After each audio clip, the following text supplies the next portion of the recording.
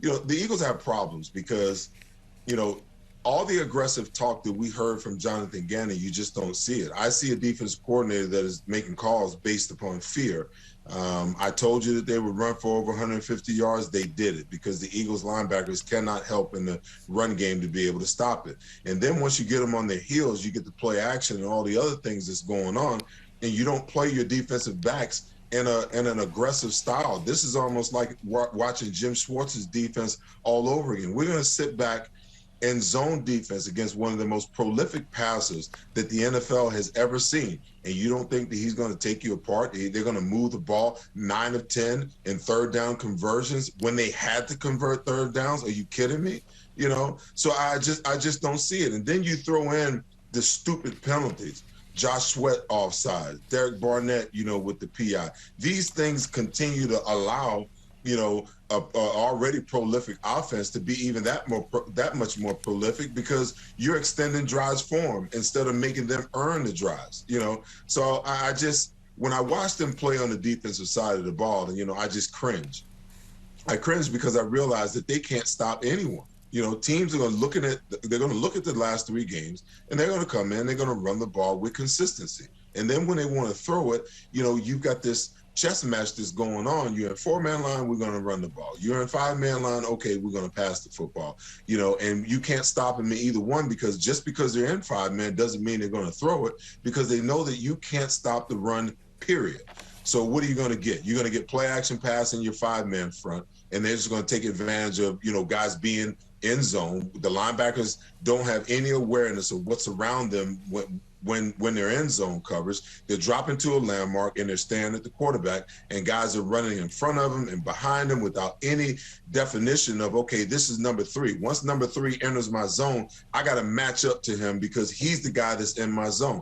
No awareness, So this is going to persist. You're going to see the offense play well in spurts throughout the year. Jalen Hurts is going to have some good plays, some bad plays. It's going to be a roller coaster ride for him. But defensively, I'm not sure that you can look at this defense the way it's constructed and really say to yourself, hey, there's hope, because there is none. And I know they were playing the Kansas City Chiefs, but they look like this the last 3 weeks. All right, let's take a look at the defensive stats. This is over the last 2 weeks, Seth, Barrett, and Ray. And when you look at being outscored 83-51 over the last 2 games, it's unbelievable. But take a look at they're coming. But when you look at this team defensively, Barrett and Ray, who we just heard what Seth had to say, can you figure Jonathan Gannon fixing this stuff in the weeks ahead, or are we going to look at this all season long? Well, I think that you can blitz a little more. But, the players that you have out there that, you want to blitz are your linebackers. And right now we don't have impact linebackers. We have linebackers that'll get a lot of tackles, but they're not impact tackles. Impact tackles are tackles for loss 3 yards behind the line of scrimmage, or tackles, 3 yards beyond the line of scrimmage. Those are the area that you want to make most of your tackles as a linebacker. These guys are making tackles 8 yards down the field, 9 yards down the field. Yes, they're making tackles, but it's beyond the, down the field, almost first downs every time they tackle somebody. You want these guys to go up and start making plays, be more active instead of being reactive.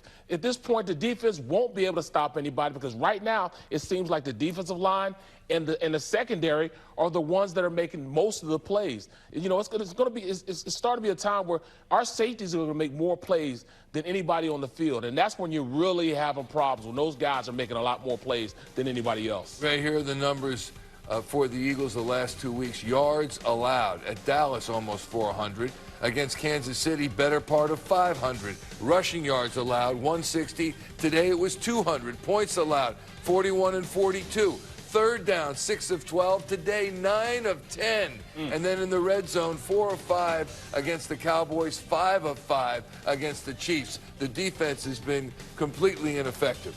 Completely, and completely dominated. And it goes back, you can even go back to the San Francisco game, even though San Francisco didn't score a ton of points.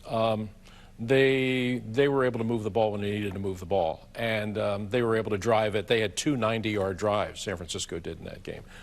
Dallas completely controlled the game with their offense, and utter domination today by the Chiefs' offense. And it's really at every level, I think. this is 2 weeks in a row where the Eagles got beaten soundly at the line of scrimmage. The Cowboys' offensive line certainly beat the Eagles' defensive line on Monday night. And again today, the Kansas City offensive line, which, as I point out to you, is better than it was last year. They knew they had to improve after what happened in the Super Bowl, and they have. They're a bigger, more physical bunch up there, and they had their way with the Eagles' front. And the linebacker play continues to be really inadequate. And, you know, you keep thinking in all of these drives that they had, you know, 60-yard drive, 70-yard drive. You're just saying, can't somebody make a play? You know, can't somebody get a third down stop? They just can't. Right now, they've got issues on offense, but I'm telling you, I agree with Seth. I think their greater issues really lie with the defense.